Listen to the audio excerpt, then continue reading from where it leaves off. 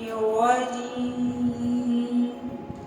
بسم الله الرحمن الرحيم.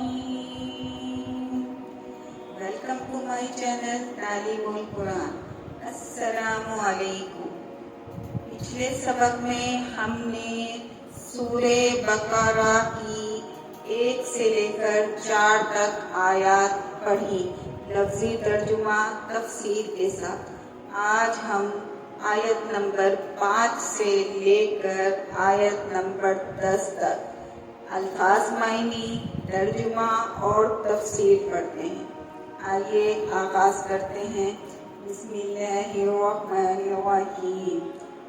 उलाइका, यही वो लोग हैं, वो लोग अला पर, हुदन हिदायत पर हैं, मिर रब्बिहिम, अपने रब की तरफ से.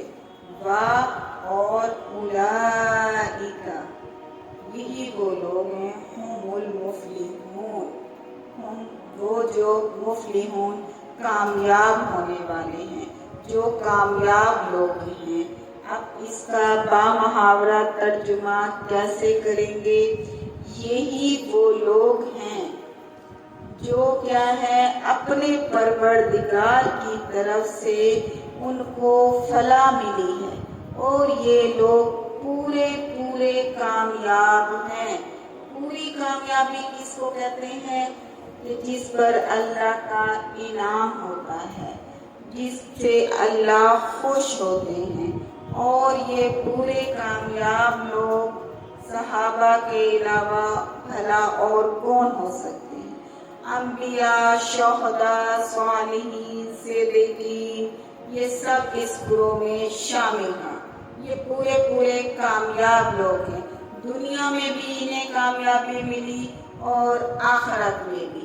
क्यों मिली इनको कामयाबी? क्योंकि ये वो लोग जो अल्लाह की तरफ से हिदायत पर थे. अल्लाह की तरफ से हिदायत पर कैसे थे? इन्होंने अल्लाह के अहकामात को फॉलो किया, माना, हलाल को हलाल, हराम को हराम समझा. इन्नल्लज़ीना, बेशक वो लोग, कफ़रू, जिन्होंने इनकार किया, कुफ्र किया, मुनकिर हैं, सवाउन, बराबर हैं, अलैहिम, उन पर. अब नबी को यहाँ मुखातिब करके कहा जा रहा है कि ए नबी, ये देखें वो लोग, बेशक इसमें कोई शक ही नहीं है कि जिन लोगों ने इनकार किया, किसका? दीन का, आखिरत का, अल्लाह का, कुरान का, नबी का, वो बराबर हैं, उन पर बराबर हैं. क्या चीज? अंदरहूं, क्या चीज बराबर है? कि आप उनको डराएं, आप उन्हें डराएं. या लम, नहीं, तुनज़िरू, डराएं उनको. ला, नहीं, युमिनून, वो ईमान लाएंगे.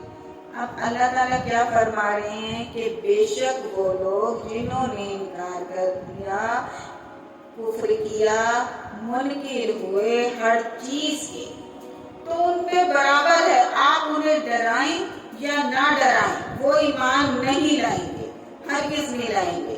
अब इससे मुराद कौन से लोग हो सकते? पहली बात तो इसमें ये बताई जा रही है कि हर काफिर का बयान नहीं करवाया गया, बल्कि यहाँ वो खास किस्म के काफिर हैं जिनकी निस्बत अल्लाह ताला को मालूम था कि इनका खात्मा किस पर होगा? कुफ्र पर होगा. जिनके ज़मीर जिद और अनाद की वजह से मुर्दा और स्याह हो चुके हैं. ऐसे काफिरों के बारे में पहली बात तो ये बताई जाती है कि नबी करीम सल्लल्लाहु अलैहि वसल्लम का ऐसे काफिरों को डराना या ना डराना बराबर है. उन पर कोई फर्क ही नहीं पड़ता, उन पर कोई असर ही नहीं हो सकता. तो एक सवाल ये पैदा होता है कि ऐसे जिद्दी काफिर जो थे, जिनको अहकाम सुनाना, तब्लीग करना, तो माज़अल्लाह ये तो फजूल काम हुआ. तो आप सल्लल्लाहु अलैहि वसल्लम एक ایک بیکار اور بے فائدہ کام کیوں کر رہے ہیں؟ کیوں اللہ نے ان کے سپورٹ کیا یہ کام؟ تو اس کا جواب کیا ہے؟ اس کا جواب تو یہ ہے کہ اگر وہ ضدی ہیں، وہ منکر ہیں، ان کو فائدہ ہو یا نہ ہو، یقیناً ان کو فائدہ نہیں ہوگا ہمارے نبی کی تبلیغ کا، لیکن ہمارے نبی کو تو تبلیغ کا فائدہ ہوگا، ثواب ملے گا، پھر یہ فضول کام، فضول فعل کیسے ہوا؟ اب یہاں پر ایک مثال دی جاتی ہے، جیسے کہ ایک ڈاکٹر ہے، وہ کیا کہہ دیتا ہے، پیشنٹ وہی کر دیتا ہے پیشنٹ کی کہ یہ مرنے والا ہے، فور ایگزامپل جیسے اس کو کینسر ہے یا آخری اسٹیج ہے، اب یہ نہیں بچ سکے گا، اور کچھ عرصے کے بعد اس کی ڈیتھ ہو جاتی ہے، مر جاتا ہے وہ، تو اب کیا کریں گے؟ ڈاکٹر پہ بلیم کریں گے کہ آپ نے کہا تھا یہ مر جائے گا تو یہ اس لیے مرا ہے؟ نہیں، ڈاکٹر کو پتا تھا کہ اس نے زندہ نہیں رہے۔ اسی طرح اللہ تعالیٰ کو پتا ہے کہ یہ ایمان لے کر آئیں گے نہیں، یہ مانیں گے نہیں، یہاں یہ بات بیان کروائیں گے۔ اب کیا آگے فرمایا جاتا ہے؟ اللہ کہتے ہیں ختم اللہ، کیا کر دیا اللہ نے؟ مہر لگا دی اللہ نے علی پر قلوبہم، ان کے دلوں پر، وعلی اور پر سمعہم، ان کے کانوں پر، وعلی اور پر ابصارہم، ان کی آنکھوں پر، غشاوۃ پردے ہیں، ولہم اور ان کے لیے عذاب عظیم، کون سا عذاب ہے؟ بہت بڑا عذاب۔ اب اللہ تعالیٰ کیا فرما رہے ہیں اس میں کہ انسان کے پاس پہنچنے کے، علم و ہدایت حاصل کرنے کے 3 ہی ذریعے ہوتے ہیں۔ کون کون سے؟ قلب دل، سمعہم کان، ابصارہم آنکھیں، یہ 3 ذرائع ہیں۔ دل کیا ہے؟ دل و ادراک کا اصل محل ہے، کان جس کے ذریعے سے بات سنی جاتی ہے، اور آنکھ جس سے انسان مشاہدہ کرتا ہے۔ لیکن جب یہ کسی کے تینوں ذرائع معاف ہو جائیں تو اس کی ہدایت کی کیا امید ہو سکتی ہے؟ اسی لیے ان کو یہاں فرمایا گیا کہ ان کے دلوں پر، کانوں پر، آنکھوں پر مہر لگا دی گئی، پردے ڈال دیے گئے۔ یہ کیا ہے؟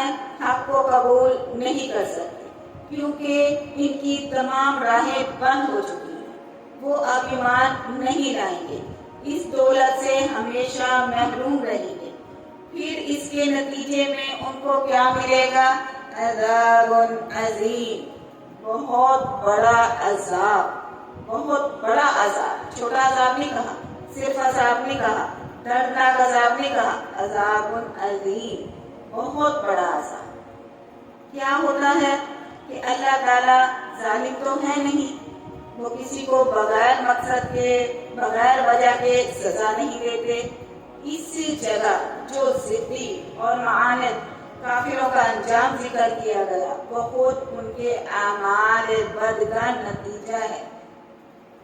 دیکھیے، جہاں تک قدرت خداوندی کا تعلق ہے، اللہ تعالیٰ نے انسان کو پیدا کیا، دیکھنے سننے کے لیے آنکھیں اور کان دیے، غور و فکر اور سوچنے سمجھنے کے لیے دل و دماغ، عقل، شعور عطا فرمایا، پھر واضح اور روشن دلائل کے دفتر اس کے سامنے کھول کر رکھ دیے۔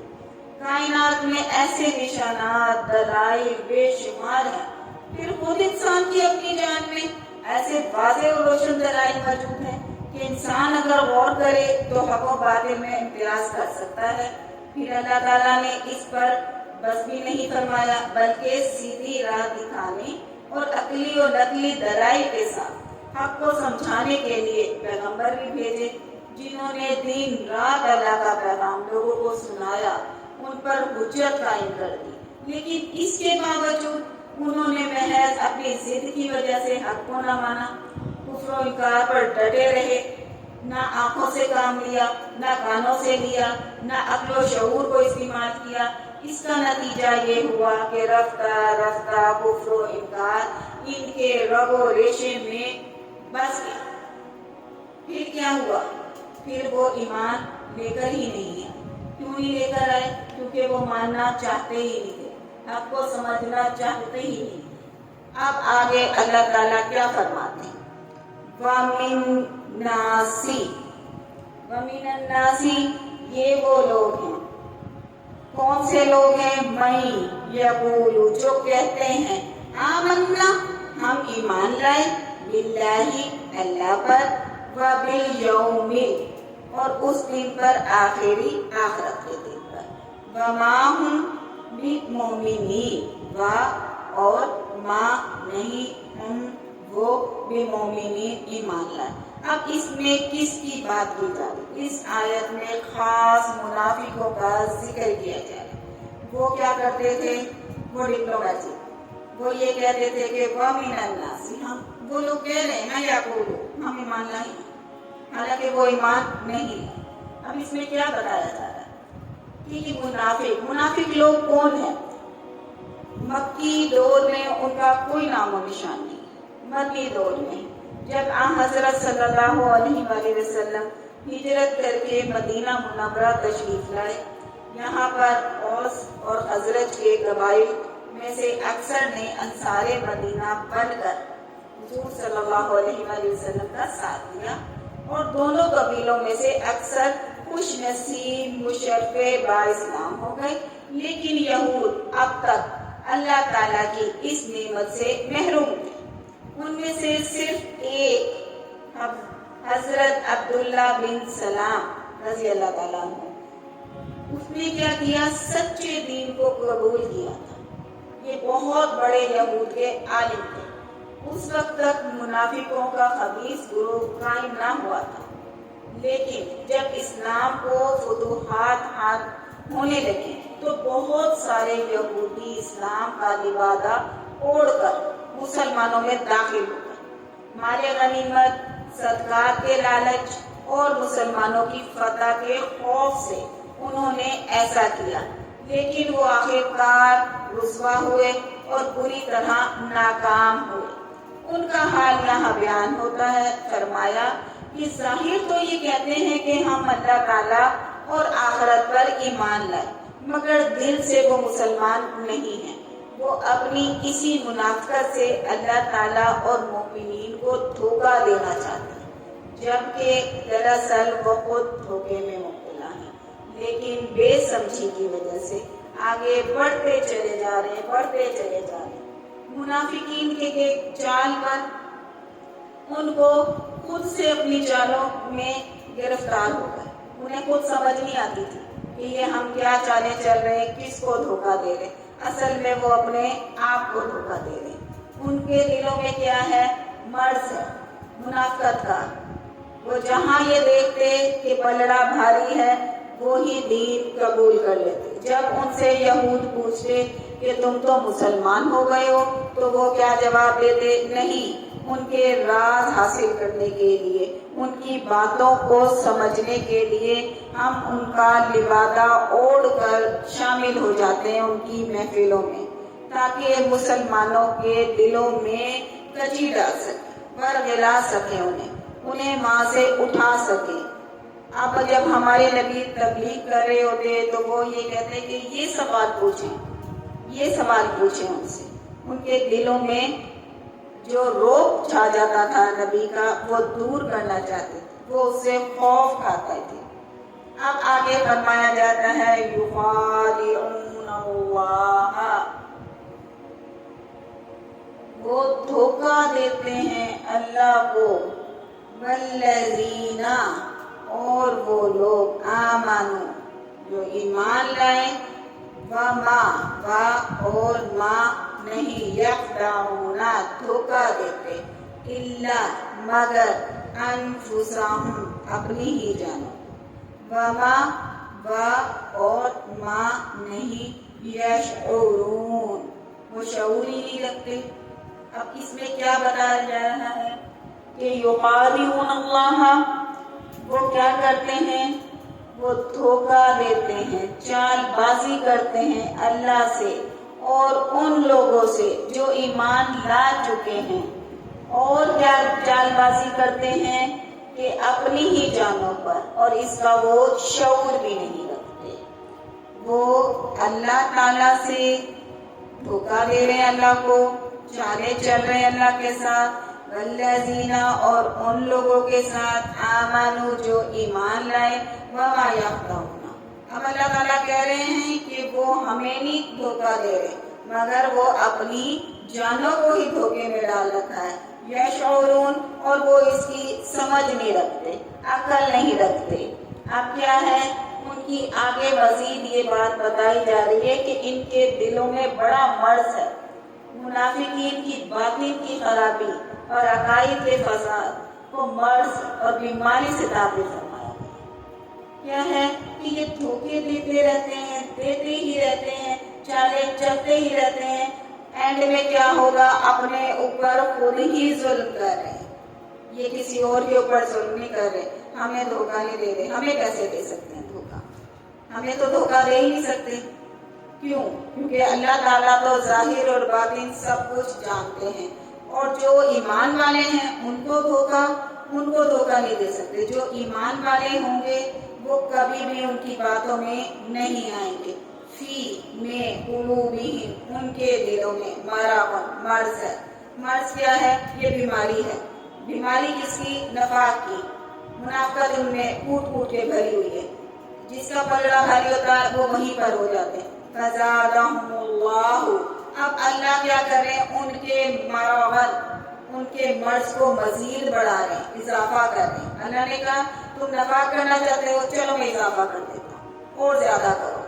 وَلَهُمْ اور لَهُمْ ان کے لیے عذاب علیم، عذاب ہے علیم دردناک عذاب ہے. بیما اس سبب کانو تھے یکذبون وہ جھٹلاتے تھے، جھوٹ بولتے تھے، مکاریاں کرتے تھے، چالے چلتے تھے. اللہ تعالیٰ معاذ اللہ ظالم نہیں ہے، بلا وجہ کسی کو سزا نہیں دیتے. اللہ تعالیٰ کہہ رہے ہیں ان کے دلوں میں بیماریاں ہیں تو میں نے ان کے دل کی بیماری اور زیادہ بڑھا دی ہے. رسول اللہ صلی اللہ علیہ وآلہ وسلم یہ فرماتے ہیں کہ ایمان والوں سے عداوت، نبی سے عداوت، نبیوں سے، کتابوں سے بغض، حسد، سب کا سب اس میں شامل ہے جو یہ منافقت کرتے ہیں. آگے کیا بتایا جاتا ہے؟ شک و نفاق، بغض، حسد، یہ بیماری جو ان کے دلوں میں لگی ہوئی تھی کم ہونے کی بجائے روز بروز بڑھتی ہی گئی. جو اسلام پھیل رہا ہے، مسلمانوں کو دشمنوں پر غلبہ حاصل ہو رہا ہے، جو دین اسلام کی شان و شوکت میں ترقی ہو رہی ہے، ان کے دلوں میں جلن، حسد، تکلیف، سینوں میں بغض، حسد کی آگ بڑھتی جا رہی ہے. جو قرآن نازل ہوتا ان کا کفر و نفاق بڑھتا جاتا ہے. ہر آیت کے ساتھ وہ منافقانہ سلوک کرتے، بظاہر اسے مانتے لیکن دل سے اس کا انکار کرتے. ان کی اسی بیماری کی، ان بدعمالیوں اور پرہیزیوں کی وجہ سے نتیجہ کیا نکلا کہ یہ آخر کار اس خطرناک مرض کی وجہ سے ہلاکت میں پڑیں گے. دائمی عذاب ہوگا، دردناک سزا کے مستحق ہوں گے اور یہ سزا ان کو مسلسل ان کے جھوٹ نفاق کی وجہ سے ملتی رہے گی. ان کی یہ جو دل کی بیماریاں ہیں اللہ سے زیادہ کوئی نہیں جا سکتا. اب کیا آپ یہ دیکھیں منافق ابھی موجود ہیں. یہ بات دو طریقوں سے ثابت ہوتی. ایک یہ کہ اللہ تعالیٰ نے اپنے رسول اللہ صلی اللہ علیہ وآلہ وسلم کو بذریعہ وحی بتا دیا کہ فلاں شخص دل سے مسلمان نہیں، منافق ہے. اس دور میں تو اللہ نے بتا دیا. اب دوسرا یہ کہ اس کے کئی قول ہیں. کوئی اپنے قول و فعل کی وجہ سے کسی عقیدہ اسلام کے خلاف کوئی بات کی یا اسلام کی مخالفت کا کوئی رد عمل ظاہر ہوا اور ثابت ہو جائے تو حضرت صلی اللہ علیہ وآلہ وسلم کی وفات کے بعد وحی کا سلسلہ ختم ہو چکا ہے. اب یہ صورت باقی نہیں رہی ہے کہ کون منافق ہے، کون کیسا ہے، کیسے پتا چلے گا. اس طرح سے حدیث سے ثابت ہوتا ہے کہ حضرت امام مالک رحمۃ اللہ علیہ جو ہے بخاری سے نقل کیا گیا ہے کہ اس زمانے کے نبوت کے نفاق کی یہی صورت ہے کہ جس کو پہچانا جا سکتا ہے ایسا کرنے والے کو منافق کہا جا سکتا ہے۔ تو معلوم ہوا کہ منافقوں کا وجود اسلام میں ہمیشہ رہا ہے اور اب بھی موجود ہے۔